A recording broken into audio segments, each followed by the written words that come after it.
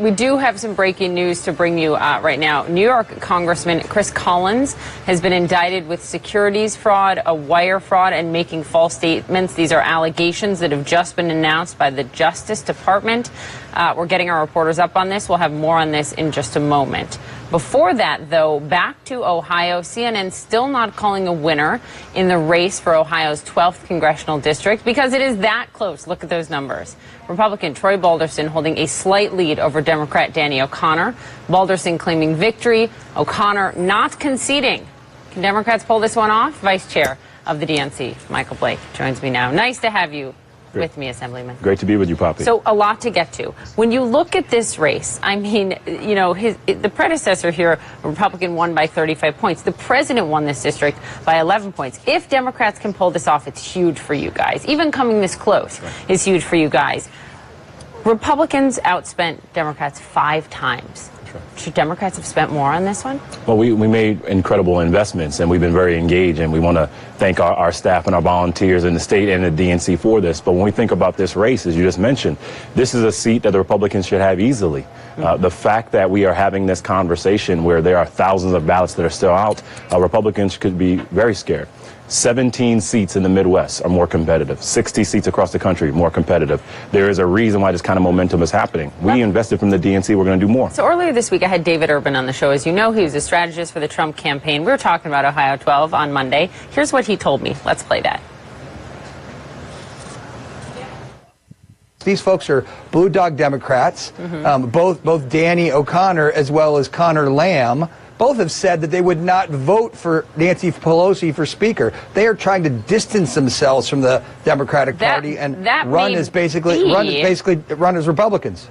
He's saying you guys, these guys, aren't even running as Democrats. They're running as Republicans. What do you say? I laugh. You know, David's giving you an urban myth. So let's talk about what we're talking through right now. So Democrats, we have been fighting for jobs and opportunities. Republicans have had a tax bill that has clearly been a failure. We've been fighting on Medicaid expansion. They want to take your health care away. We are fighting for the people. They're not. When we're being very clear, when we talk about I will vote, it's a vision from the DNC of how do we get at least 30 million people to vote who haven't voted in midterm elections. We're doing this because we have an agenda to run on. That's why Danny O'Connor did so well last night. I want to talk about your Get Out the Vote effort because you've been very vocal on this here in New York and nationally in this role. RNC Chairwoman Ronna McDaniel said this, and I quote, let's pull it up.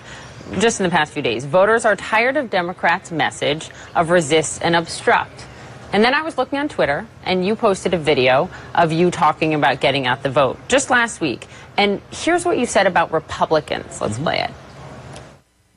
They are being very clear. They don't want you in the process. They don't want you involved. They don't care about your voices. You want to be engaged, vote out Republicans.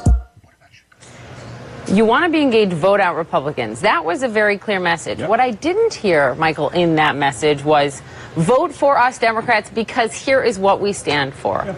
Is your party missing more of that? Not at all. Well, Poppy, as you know from media, we shouldn't just take 30-second clips and try to make that an overall. So when we talk about our overall messaging, we've been very clear. We are fighting for education and jobs and health care. But we also cannot ignore what have the Republicans stood for. They're putting kids in cages. But let me just push back because I watched that whole clip. I mean, you could have posted as long a clip as you want. And you said, 60 seconds. Well, and you said, come to me, we'll talk about education. Come to me, we'll talk about criminal justice reform. But your main message there was go to the polls and vote to vote out Republicans. Is that a winning strategy for Democrats come November? Do you need more? Well, I think, Poppy, you actually just said what I talked about in that video. So he talked about vote for education, vote for jobs, and vote out Republicans.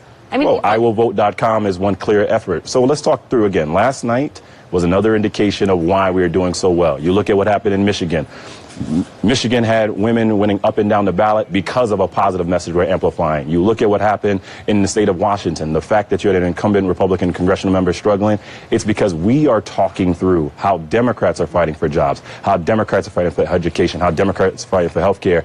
This is why we're so excited going into the midterm. So building on my question is Robbie Mook, Hillary Clinton's former campaign manager, who warned, as you read, I'm sure, this morning in the New York Times in his opinion piece, you know, he warned Democrats, and it was sort of a flag of warning here. And he said, you know, Democrats need to not focus just on the president's controversies. And if they do that, they keep focusing the public eye on that and sort of the shiny object instead of the implications of his policies. Do you think Robbie Mook has a point for your party? He has a point, but it's wrong. So let's be clear. You can't ignore the fact that it is inhumane, racist, and discriminatory that there are kids in cages rather than schools. We cannot ignore you have a Republican Party that's been silent on that. You cannot ignore you have a Republican Party that's been silent on misogyny. You can't ignore these things, talk about what's happening on the ground. So Democrats are fighting for the people. We can't ignore the absurdities of what's going on in D.C. and how they actually have impact on the ground. In your previous segment, part of the conversation, you can't ignore the national conversation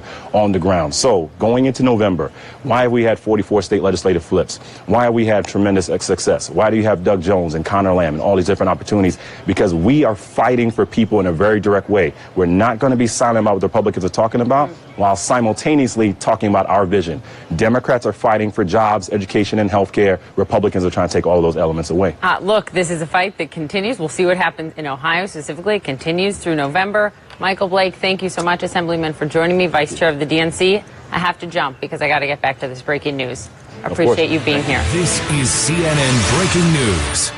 All right, Department just moments ago announcing that Republican Congressman Chris Collins of New York has been indicted on securities fraud. Shimon Perkapez is with me and has the details. This is significant. These are allegations from the Justice Department. Walk us through them. Yes, certainly allegations from the Justice Department, the Southern District of New York, and the FBI. He was arrested, taken into custody this morning by the FBI in New York. There will be a press conference this afternoon over at the Southern District of New York. So this is related to, it appears, pharmaceuticals, drug trials. Christopher Collins, as you said, the Republican from New York, was taken into custody. He surrendered to his attorney, and then he went over to the FBI. He's charged with securities fraud, wire fraud, false statement for and basically this is also involves his son Cameron Collins and another individual by the name of Steven Zarsky. So we expect to learn more at this press conference. The 30-page indictment just unsealed moments ago, so we're going through that to learn more about this. But as you said, Poppy, nonetheless significant. He's a sitting member of Congress, now in custody, under arrest, and will face a judge later this afternoon on these charges. Okay, Shimon, I'm going to let you go through that indictment so you can bring us more of specifically what these charges are. But again, for our viewers, this is Republican Congressman Chris Collins of New York, who has turned himself over. He has surrendered this morning to the authorities, to the FBI, at his attorney's office right here in Manhattan. More in a moment. Stay with me.